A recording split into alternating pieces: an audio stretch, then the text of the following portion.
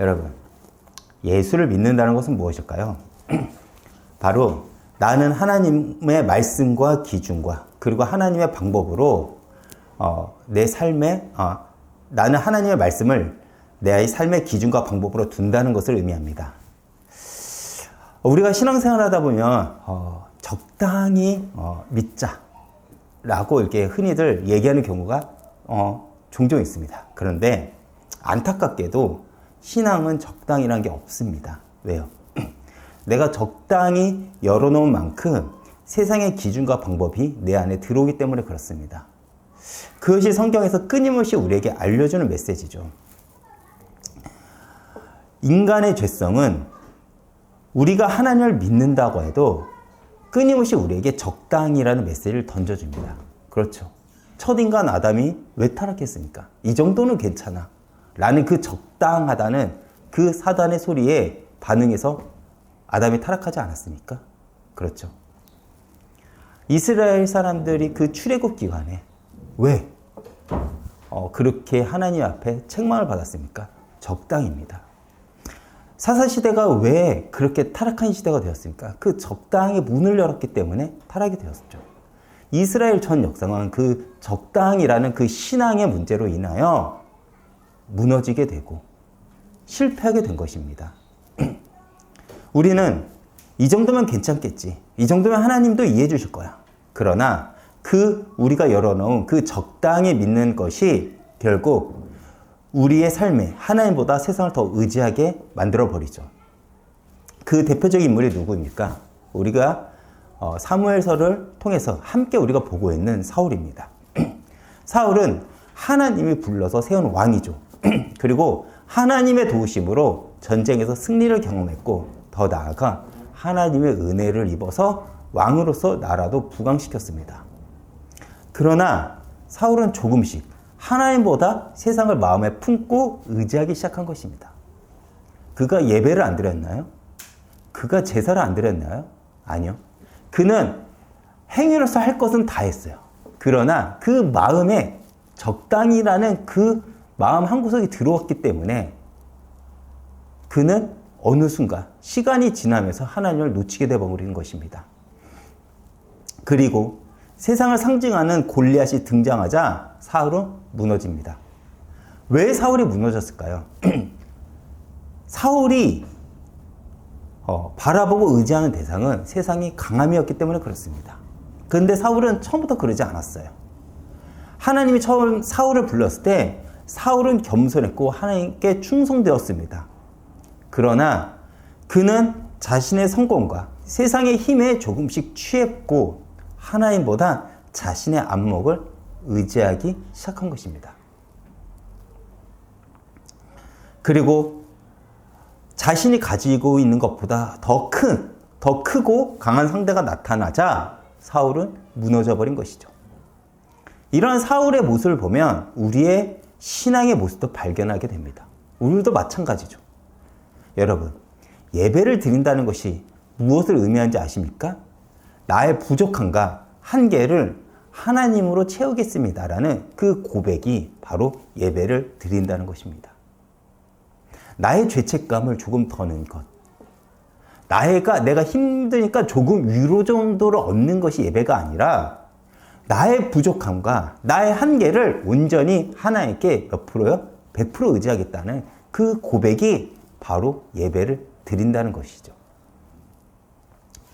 그러나 실제 우리의 삶을 우리가 들여다보면 우리는 그런 고백을 담긴 삶 혹은 예배를 드리면서 살아가고 있나요? 아니요. 우리는 하나님을 믿는다고는 하지만 실제 우리 삶을 들여다보면 많은 경우 내가 의지하는 것이 무엇입니까? 돈이고 명예고 성공을 하나님보다 더 의지하고 쫓고 있는 것이 우리의 현실이죠. 실제 우리 삶에서 내가 숭배하고 내가 예배드리는 대상은 하나님이 아니라 누구라고요? 세상 것들이죠. 돈, 성공, 명예 등. 어쩌면 나의 자존심을 우리는 숭배할 수도 있습니다. 어쩌면 나의 감정, 내가 하나님보다 더 중요하게 생각한 그 수많은 것들이 있지 않습니까?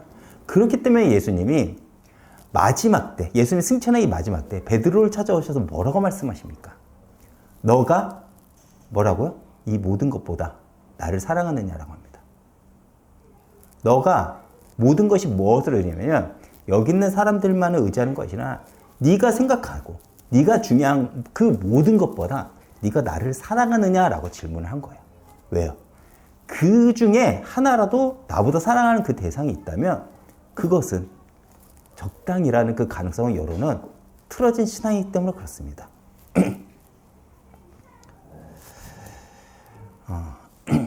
왜 우리는 그러한 현실을 가지고 있을까요? 그것이 실제 우리의 안목으로는 강한 힘으로 보이기 때문에 그렇습니다. 사실 우리는 신앙생활을 하면서 하나님은 나의 왕이십니다. 하나님은 크십니다. 하나님은 전능하십니다. 이런 말씀이 선포될 때 우리는 아멘이라고 우리는 합니다. 그런데 여기서 우리의 신앙의 딜레마가 생기죠. 왜 그렇습니까? 분명 우리는 은혜를 받았습니다. 분명 우리는 하나님을 고백했습니다. 분명 우리는 믿음의 고백을 했는데 우리가 세상에 나가서 우리가 마주한 것이 무엇인지 아십니까? 골리앗이라는 거예요. 우리가 은혜를 받을 때면 마치 내가 세상을 정복할 것 같아요. 마치 하나님이 나의 문제를 해결해 줄 것 같고요. 마치 내가 하는 모든 일이 잘 될 것 같은데 막상 우리가 현장에 나가봐서 세상을 마주하니 우리 앞에 놓여져 있는 그 현실은 무엇이냐? 골리앗이라는 것입니다. 그 골리앗이 버티고 있다는 거예요. 다시 말해 막강한 세상의 힘이 우리를 기다리고 있다는 것입니다. 그렇기에 그 현실을 우리 안목으로만 생각하기에 우리를 삼키려는 골리앗을 이기기 위해 우리는 보이는 현실을 쫓는다는 것이죠. 사무엘상 17장에 등장하는 다윗과 골리앗의 이야기는 사실 세상을 살아가는 우리의 싸움임을 알아야 합니다. 지금 어떤 상황이 지금 이스라엘 가운데 벌어졌습니까? 블레셋이 쳐들어왔습니다. 그리고 40일이라는 시간 동안 아침 저녁으로 이 골리앗이라는 장군은 하나님과 이스라엘을 지금 조롱하고 있어요. 여러분, 이스라엘은 어떤 나라입니까? 하나님의 백성입니다. 하나님 택하신 백성이에요. 이스라엘 군대는 하나님의 군사라고 지칭을 합니다. 그리고 사울은 하나님이 왕으로 불러 세웠습니다. 그 정도라면 담대히 하나님을 의지하고 싸울 만도 하지 않습니까? 그러나 이스라엘은 지금 두려워 떨고 있어요. 왜요? 그들이 보기에 골리앗이 만만치 않기 때문에 그렇습니다. 여기서 우리의 신앙의 모습을 우리도 한 가지 발견할 수 있어요. 과거에 내가 어떤 기적을 체험했다. 내가 과거에 어떤 응답을 경험했다. 이것이 오늘의 신앙으로 이어지지 않는다는 것입니다. 우리는 오늘 우리가 받아야 될 은혜를 받아야 돼요. 왜 그렇죠? 사울이 하나님의 은혜를 경험하지 못했습니까? 이스라엘이 하나님의 기적을 경험하지 못했나요? 아니요. 이스라엘 역사는 하나님의 기적의 역사고 사울은 하나님의 역사를 목도한 왕이었습니다. 그럼에도 불구하고 골리앗이라는 현실이 나타나니 그들은 어떻다고요? 무서워, 두려워, 떨었다고 성경은 기록을 한다는 것이죠. 여러분, 이것이 우리가 마주한 현실입니다. 처음 복음을 듣고 은혜를 받을 때는 세상에서 마치 승리하고 우리가 세상의 주역이 될 것이라고 우리는 생각이 됩니다. 그렇게 믿었죠. 그러나 막상 세상에 나가면 우리를 마주한 것이 무엇이라고요? 골리앗과 같은 만만치 않는 세상의 현실이라는 것입니다. 분명 우리는 하나님을 믿고 은혜도 받았는데 실제 우리의 삶에 들어가 보면 우리는 지금 세상이라는 거대한 그 위협 앞에 조롱을 받고 있다는 것이 우리의 삶의 현실이라는 것입니다. 그렇다면 하나님은 왜 우리의 삶에 골리앗을 마주보게 할까요? 골리앗을 왜 겪게 할까요? 그것이 본질적으로 하나님을 알고 배울 수 있는 그 신앙의 길이기 때문에 그렇습니다. 우리가 기도하고 나갔는데 우리의 기대와는 달리 하나님은요, 사실 골리앗을 내 눈앞에 사라지게 하지 않아요. 우리는 분명 이 문제를 사라지게 해달라고 기도를 해요. 그러나 하나님은 그 문제를 해결하는 것이 아니에요. 하나님은요, 그 문제를 통해서 우리의 신앙을 세우십니다.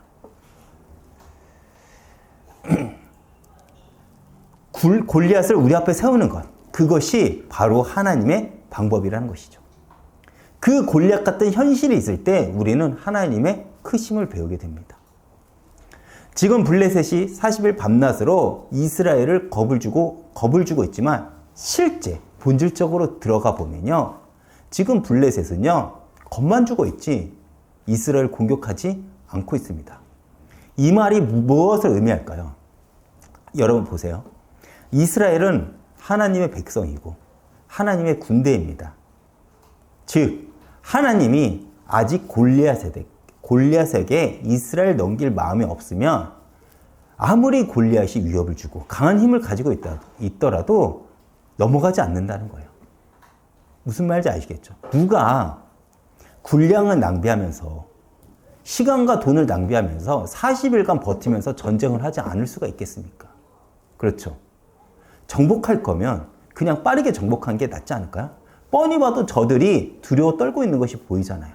그런데 왜 이스라엘 정복하지 않는 것일까요? 아직 하나님이 이스라엘을 골리앗 손에 넘기지 않았기 때문에 그래요.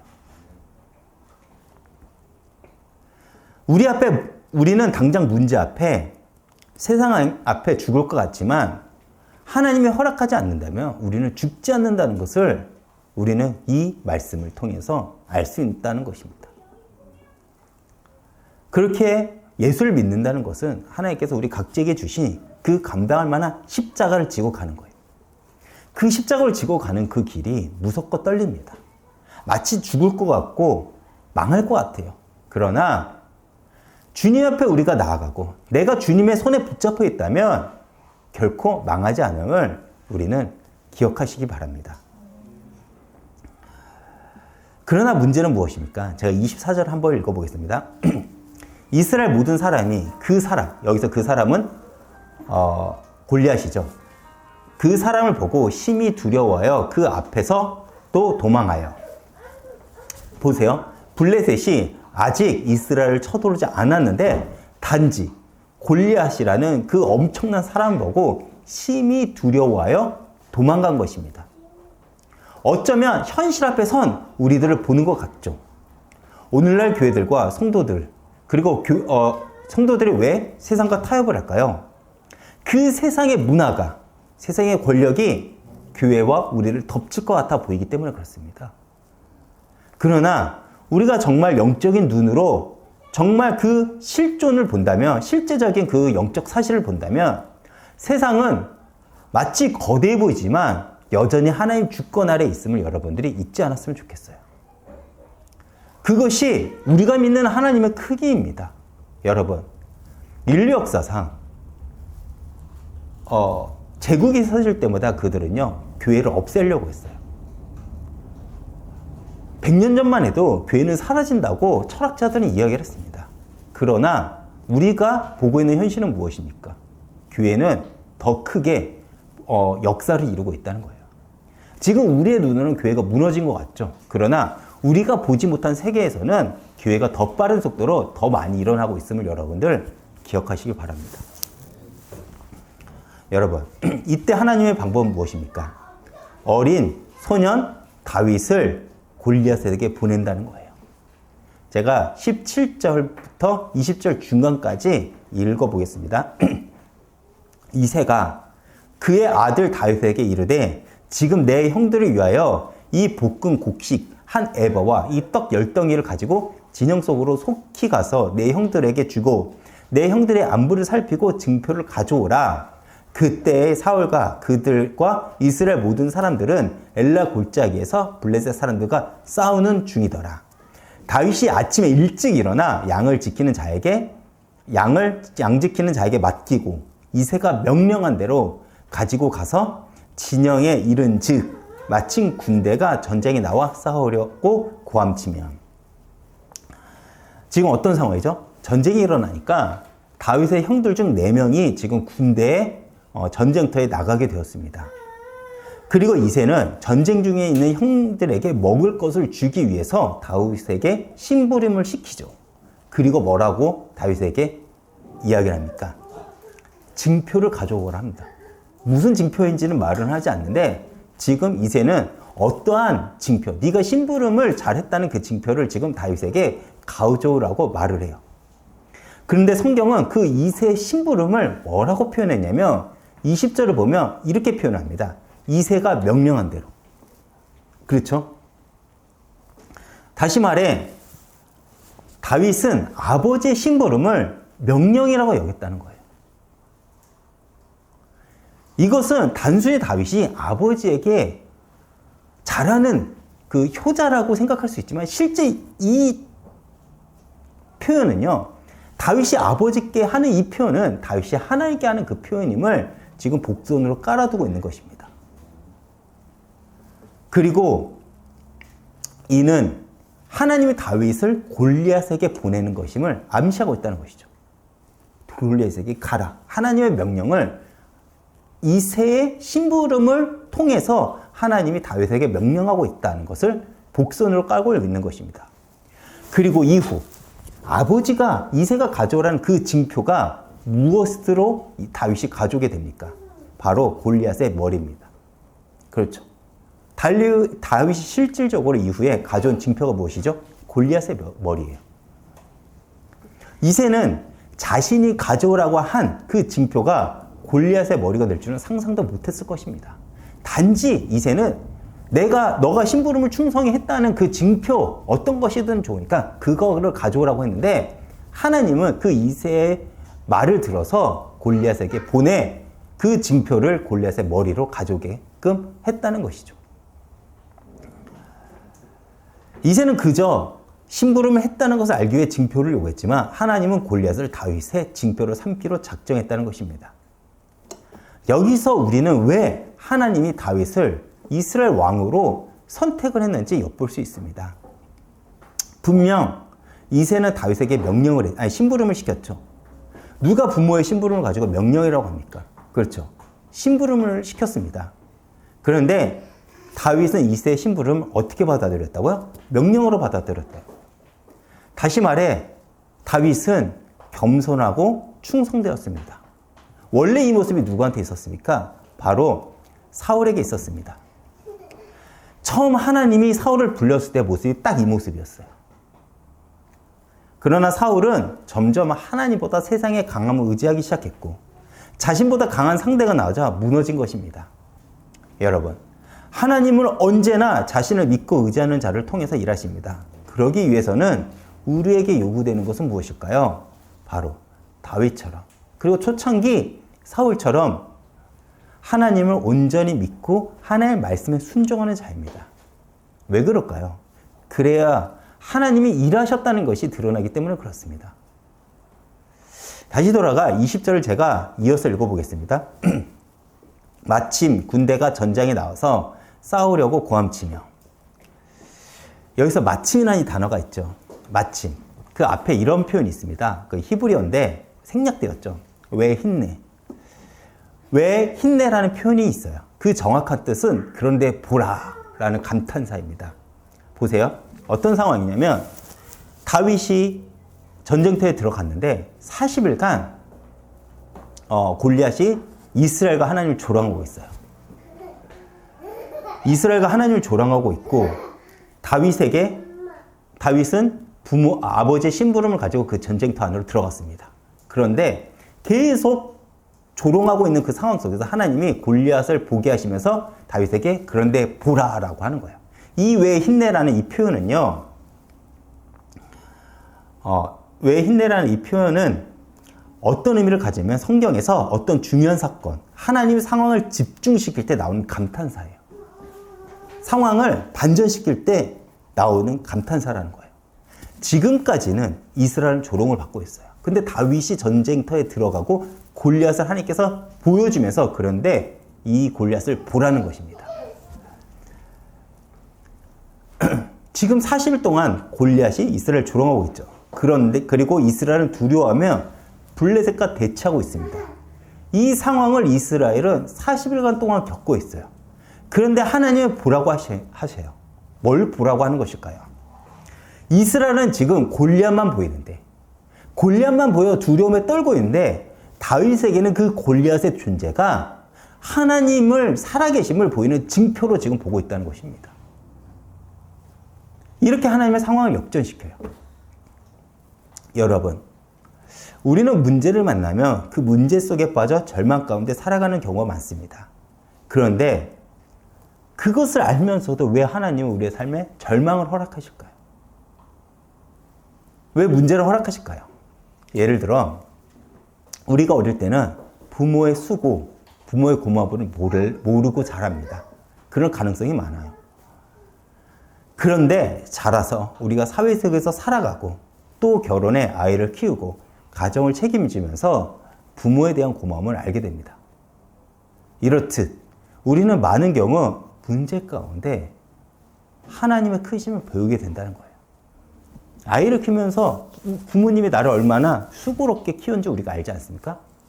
우리가 세상에서 일을 하면서 얼마나 부모님이 세상에서 수고롭게 돈을 벌어서 우리를 먹여 살렸다는 것을 우리가 배우게 됩니다. 이렇듯 우리가 문제를 가운데 문제를 만나야 하나님의 크심을 배우기 때문에 하나님은 그것이 우리의 믿음을 성장시키는 유일한 방법이기에 우리에게 문제를 허락하시는 거예요. 골리앗이 있기에 다윗의 위대함이 드러납니다. 골리앗이 있기 때문에 다윗의 믿음이 얼마나 크고 강한지가 드러난 거예요. 그렇지 않겠습니까? 다시 돌아가 24절과 25절 제가 읽어보겠습니다. 이스라엘 모든 사람이 그 사람을 보고 심히 두려워하여 그 앞에서 도망하여 이스라엘 사람들이 이르되 너희가 이 올라온 사람들을 보았느냐? 참으로 이스라엘을 모욕하러 왔도다. 그를 죽이는 사람은 왕이, 여기서 왕은 사울이죠. 많은 재물을 부하게 하고 그의 딸을 그에게 주고 그의 아버지의 집을 이스라엘 중에서 세금을 면제하게 하시리라. 지금 사울은 골리앗을 이기는 자에게 조건을 걸죠. 상을 준다고 합니다. 어떤 거죠? 재물을 주고 자신의 딸과 결혼하게 하고 세금을 면제하겠다는 조건을 내겁니다. 세계상에서 보면 이보다 완벽한 조건은 없어요. 내가 부자가 되고 내 신분이 바뀌는 겁니다. 부와 권력을 얻는 거죠. 부와 명예를 얻는 길이 뭐냐? 골리앗만 이기면 돼요. 왜 이렇게까지 사울은 큰 조건을 걸었을까요? 모두 다 골리앗을 두려워하고 있기 때문에 그렇습니다. 그런데 혹시나 이런 엄청난 내가 상을 걸면 그 조건을 보고 누군가가 용기를 낼 수 있을까? 사울이 생각해낸 방법이라는 거예요. 그런데 그 소리를 들은 다윗의 반응은 무엇이죠? 26절입니다. 다윗이 곁에 서 있는 사람들에게 말하여 이르되 이 블레셋 사람을 죽여 이스라엘의 치욕을 제거하는 사람에게는 어떠한 대우를 하겠느냐? 이 할례 받지 않는 블레셋 사람이 누구이기에 살아계시는 하나님의 군대를 모욕하겠느냐? 백성이 전과 같이 말하여 이르되 그를 죽이려는 사람에게는 이러이러하게 하시리라 하니라. 자신이 이 골리앗을 죽이겠단 말입니다. 그러니까 그래도 계속 뒤에서 야 네가 골리앗을 이기면 사울이 이스라엘 왕이 이러한 상을 주겠대. 지금 다윗은 그 상금에는 관심이 없어요. 지금 다윗의 눈에는 뭐만 보이는지 아십니까? 이 할례 받지 못한 자가 하나님을 모욕하는 그 분노만 가지고 있는 것입니다. 다윗이 얼마나 진심이었냐면 그 분노를 가지고 얼마나 크게 분노를 표했냐면 그 다윗이 분노를 하는 그 소식이 다윗의 형 엘리압에게 들어갑니다. 그리고 엘리압이 이 다윗의 소식을 듣고 한 반응은 무엇일까요? 제가 28절 읽어보겠습니다. 큰형 엘리압이 다윗이 사람들에게 하는 말을 들은지라 그가 다윗에게 노를 바라여 이르되 내가 어찌하여 이리로 내려왔느냐? 들에 있는 양들은 누구에게 맡겼느냐? 나는 내 교만과 내 마음의 완악함을 아노니 내가 전쟁을 구경하러 왔도다.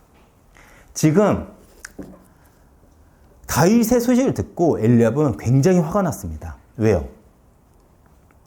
지금 이스라엘이 어떤 상태죠? 엘리압은 지금 어떤 상태입니까? 골리앗을 보고 두려워하고 있는 상태입니다. 그렇죠? 아무것도 못하고 자신은 두려워서 떨고 있는데 형제 가운데서도 양이나 치고 무시하던 다윗이 나서서 골리앗과 싸우겠다고 하니까 그 소리에 엘리압이 뒤집어진 거예요. 요즘 말로 하면 이러한 모습을 이렇게 표현하죠. 긁혔다. 엘리압의 자존심이 긁힌 것입니다. 아마 엘리압은 살아가면서 항상 자신은 다윗보다 우위했다고, 다윗보다 괜찮은 사람이라고 그는 여겼을 거예요. 그런데 자신은 두려움에서 떨면서 아무것도 못하고 있는데 다윗이 나서서 골리앗을 죽이겠다고 하니까 거기에 엘리압은 자존심 상해 분노를 하게 된 것입니다. 그러면서 다윗에게 뭐라고 합니까? 너 양은 누구한테 맡기고 여기까지 왔냐라고 혼내면서 이렇게 표현하죠. 너는 원래부터 교만하고 완악했어 라고 표현합니다. 교만하다, 뻔뻔하고 무례하다는 의미를 가지죠. 그리고 완악하다, 잘못된 태도를 가지고 있다는 의미를 가집니다. 그런데 이 뻔뻔하고 무례하고 잘못된 태도는 누가 가지고 있습니까? 엘리압이 가지고 있죠. 전쟁이라는 위험한 상황 속에서 중학생 정도 나이가 되는 어린 동생이 아버지 심부름으로 자신의 먹을 것을 가지고 왔다면 그런 동생을 기특해하고 칭찬해주지 못할 망정, 너는 교만해, 왜 양을 쳐야 될 너가 여기에 나와가지고 전쟁을 구경하러 왔어? 라고 화를 내는 게 정상적인 모습인가요? 그리고 폭언까지 합니다. 그렇다면 엘리압은 왜 이렇게까지 다윗에게 완악하게 대했을까요? 아마 엘리압은 사울이 기름 부으러 왔을 때 자신이 받지 않을까라는 그 기대를 했을 거예요. 그리고 사무엘도 엘리압을 보고 이만하면 왕이 될 만하다고 생각을 했습니다. 그러나 하나님은 엘리압이 아닌 누구한테도 인정받지 못한 다윗의 머리 위에 기름을 부었죠. 왜요? 하나님은 외모를 보지 않고 중심을 보시기 때문에 그렇습니다. 어쩌면 이것이 하나님이 일하시는 방법인 것 같습니다. 우리는 말로는 작은 자가 천을 이루고 약한 자가 강함을 이긴다고 말로는 하지만 실제 우리가 믿는 것은 무엇입니까? 강함을 우리는 추구해요. 실제 우리는 세상의 강함, 세상의 큼, 세상의 부귀명예를 우리는 더 의지한다는 것입니다. 그러나 하나님은요, 당신의 역사를 이끌어오면서 늘 선택했던 방법이 무엇인지 아십니까? 다윗과 같이 양이나 치던 아무도 인정받지 못한 그 한 사람을 불러서 하나님은요, 역전을 시킨다는 것입니다. 역사를 만든다는 것이죠. 우리가 신앙생활할 때 주의할 것이 있습니다. 바로 내 지식과 경험을 근거로 하나님의 일을 생각하면 안 된다는 것이죠. 그렇게 대단했던 사무엘도 엘리압을 보면서 이 정도면 왕이 될 만한 자라고 탐복을 했습니다. 그러나 사무엘의 생각과 하나님의 뜻과는 맞지 않았죠. 사울이 어떤 자입니까? 사사기의 역사를 끝내고 사사시대의 역사를 끝내고 새로운 시대의 문을 연 위대한 선지자입니다. 그의 말은 땅에 떨어지지 않았어요. 그럼에도 그 역시 인간의 안목으로는 하나님의 일을 알 수 없다는 것입니다. 우리가 경계해야 될 것은 바로 우리의 신앙의 경험입니다. 내가 가진 경험에 오히려 하나님의 일을 방해할 수 있어요. 그래도 사무엘은 곧바로 순종했기에 다윗에게 기름을 부렸습니다. 그런데 만약 사무엘이 자신의 경험만을 믿고 고집을 부렸다면 어땠을까요? 다른 역사가 펼쳐졌겠죠. 하나님은 그 중요한 기름 부음의 역사를 다른 선지자들에게 맡기지 않았겠습니까? 사무엘서는 기록되지 않았겠죠. 사도행전 16장을 보면요, 바울은 자신의 신앙적 경험과 판단으로 보면 분명 아시아의 복음을 전하는 것이 복음의 열방 가운데 증거하는 데 유리하다고 생각을 했을 것입니다. 그런데 하나님의 뜻은요, 바울의 생각과는 다른 곳, 어디에 있었죠? 마게도니아에 있었죠. 만약 우리가 바울과 같은 상황이 있다면 어떤 반응을 보였을까요? 내가 가는 곳마다 교회를 세웠어요. 내가 가는 곳마다 수많은 사람을 예수를 믿게 만들었습니다. 그렇다면 비록 성령이 내 사역을 맡고 하나님의 천사가 나를 다른 곳으로 가라고 했다고 하더라도 많은 경우 우리는요, 원래 내가 가던 길을 고집할 것입니다. 왜요? 내가 경험했으니까. 그때 나는 하나님의 일을 목도했으니까, 경험했으니까 내 경험과 지식에 의지해서 아마 고집을 부렸겠죠. 혹은 분노하거나 무력감에 빠졌을 것입니다. 그러나 바울이 대단한 것은 무엇인지 아십니까? 성령의 음성을 듣고 곧바로 순종을 했다는 것입니다. 우리는 여기서 바울에게서 다윗의 성품을 발견하게 됩니다. 하나님의 사람들은 공통점이 있어요. 바로 하나님 앞에서 겸손하고 충성되었다는 것입니다. 바울은 자신을 고집하지 않고 하나님 말씀에 곧장 순종하며 나아갔습니다. 겸손한 마음이 없다면 자신의 고집을 꺾지 않았을 것이고, 충성된 마음이 없었다면 그는 마게도냐로 가지 않았을 거예요. 그러나 바울은 겸손하게 하나님 말씀을 받았고 충성되이 마게도냐로 향했습니다. 그렇게 전해진 복음은 세대를 이어 오늘날 우리들에게도 전해진 것이겠죠. 그렇다면 우리도 마찬가지입니다. 우리가 아무리 맞다고 생각해도 그것이 하나님의 뜻이 아님을 안다면 우리는 순종할 수 있는 용기가 필요합니다.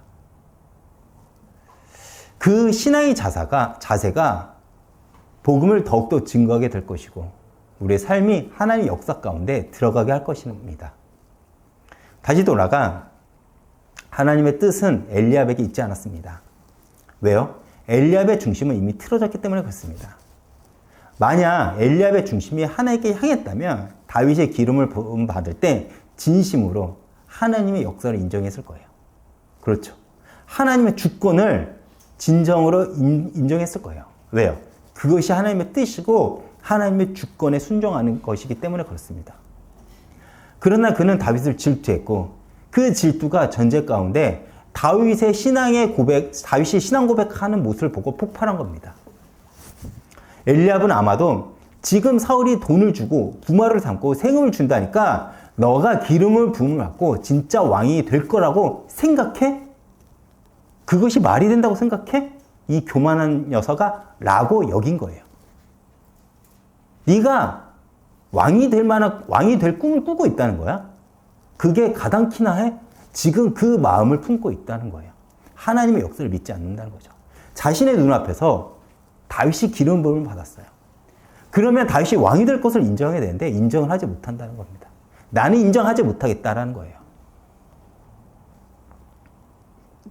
어쩌면 이런 엘리압의 모습이 우리들이 가지고 있는 속사람의 모습을 폭로하는 것만 같습니다. 저도 엘리압과 같은 모습을 발견할 때가 종종 있습니다. 저보다 사역에 응답이 있는 분들을 보면서 저 역시 지금 이전에는 질투하고 또한 열등감을 가질 때가 있었습니다. 그리고 그들의 사역을 폄하할 때도 있었죠. 여러분, 열등감과 질투는 죄의 통로가 된다는 거 여러분 아십니까? 왜 죄의 통로가 됩니까? 열등감과 질투는요, 세상에서 내 삶의 기준이 세상에 있다는 것을 증명하기 때문에 그렇습니다. 여러분, 하나님은 우리 안목, 우리 실력에 구애받지 않으시죠. 하나님이 찾으신 사람은, 하나님이 찾는 그 한 사람은요, 모두가 예배가 무너졌고 각자가 자기 소욕을 따르는 때에도 하나님께 예배를 드리는 그 한 사람을 찾는다는 거예요. 하나님을 중심으로 보신다고 하잖아요. 그 중심이 누구에게 있다는 거죠? 예배자에게 있다는 것입니다. 하나님의 말씀을 사모하고 가슴을 치면서 이 시대를 위해 기도하는 그 한 사람을 하나님께서는 찾는다는 것입니다. 그 한 사람이 누구입니까?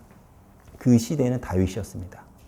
모두가 골리앗 앞에 두려워 떠는 그때에 하나님이 모욕받는 것에 다윗은 분노를 가지고 나왔죠. 그 모습이 다윗에게 있기에 하나님은 다윗을 선택한 것입니다. 그런데 이 이야기가 몇천 년 전에 있었던, 그때만 역사했던 하나님일까요? 오늘날에는 그 하나님이 존재하지 않으신가요? 아니죠. 우리에게 믿음이 없음을 여러분 한탄하셔야 됩니다.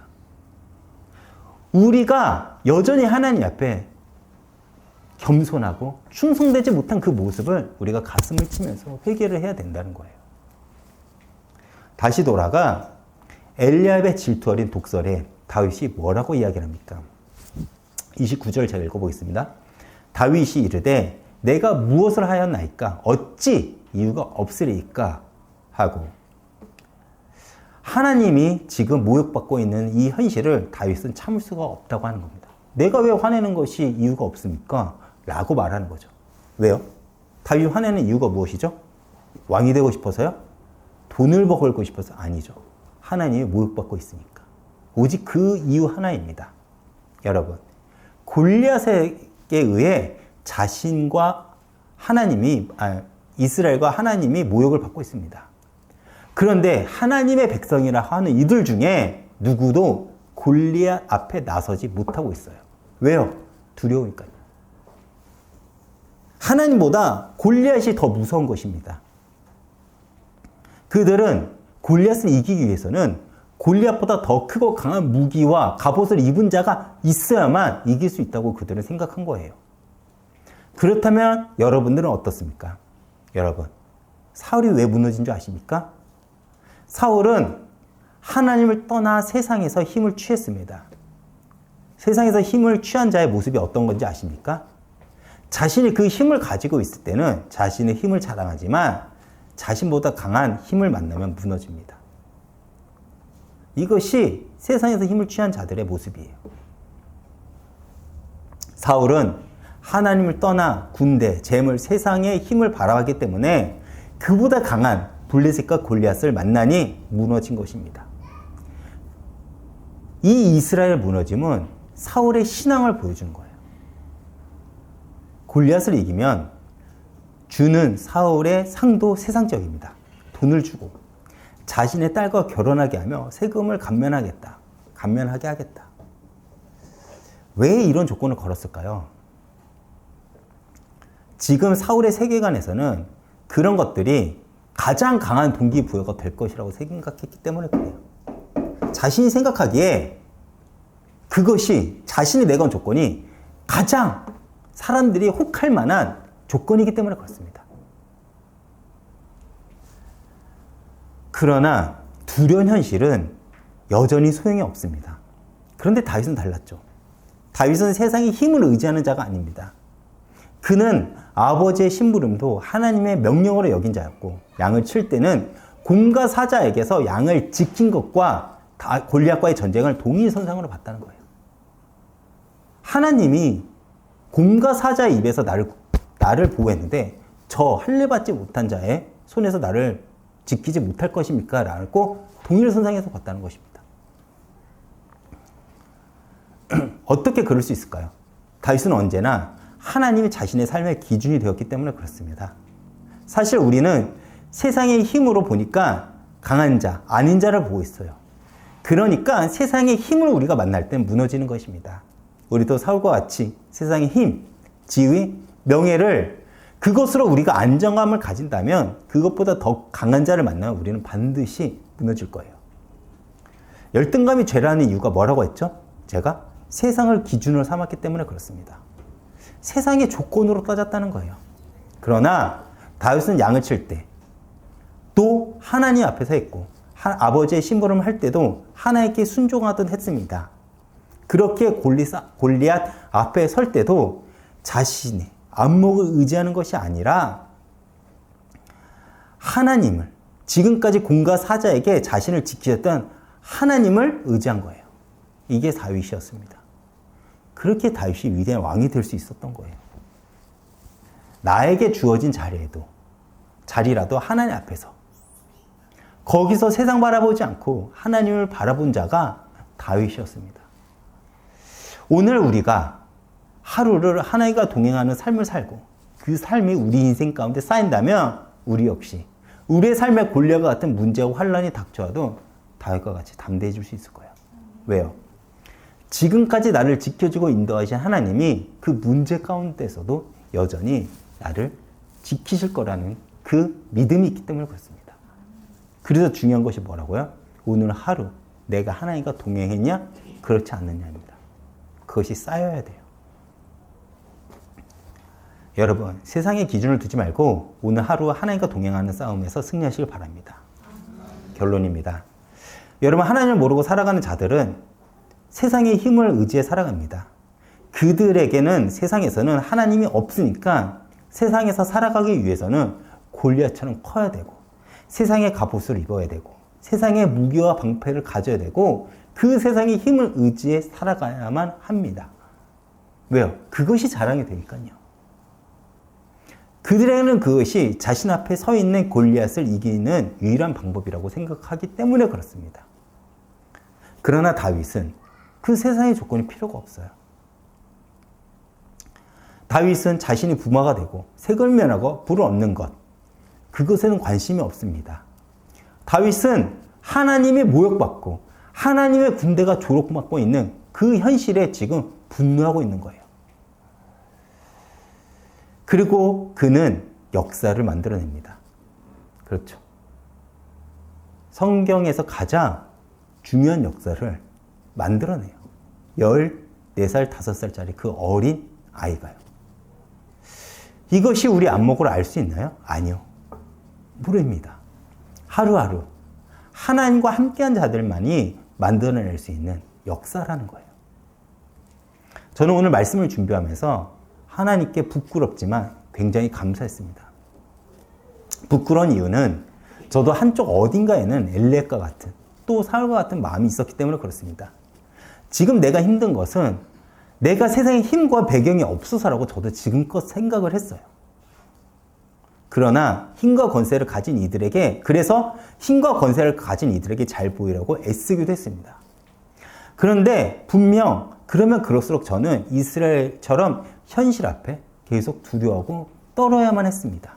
물론 저도 아직까지는 다윗과 같은 믿음이 없기에 그 현실 앞에서 여전히 두렵고 떨립니다.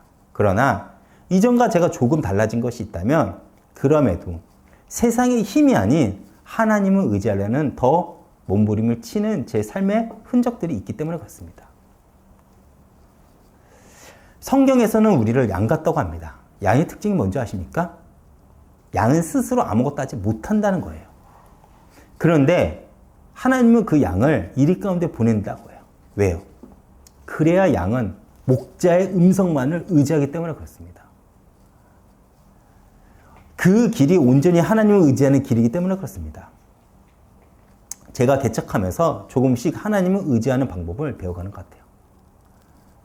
그리고 저 역시 그렇게 매일 하나님을 의지하는 과정이 쌓이고 하나님과 함께하는 그 삶이 쌓일 때 하나님은 어쩌면 저와 이은교회를 통해 역사를 만드실 거라는 그 작은 믿음이 생겼습니다. 그렇다면 여러분들은 어떠신가요? 오늘도 이 말씀을 여러분들을 마음에 품고 날마다 하나님을 의지하며 승리하시길 축복드립니다. 제가 이번 주 찬양은 말씀 앞에서라는 찬양을 준비했습니다. 여러분, 골리앗에게 맞설 수 있었던 다윗의 용기는 하나님과 동행했던 삶이 있었기 때문에 그렇습니다. 그렇다면 우리는 어떻게 하나님과 동행하는 삶을 살 수 있을까요? 말씀 앞에 서는 그 삶을 살아가면 됩니다. 말씀에 생명을 걸고 말씀을 충성히 따르는 그 삶, 어쩌면 그것이 하나님이 성도에게 요구하는 삶일 것입니다. 우리는 말씀을 통해 하나님과 동행하는 삶을 누릴 수 있다는 거예요. 그리고 그때 우리는 골리앗 같은 현실 앞에서도 담대하게 살아갈 수 있을 것입니다. 오늘 이 찬양을 통해서 큰 은혜 받으시길 바라겠습니다.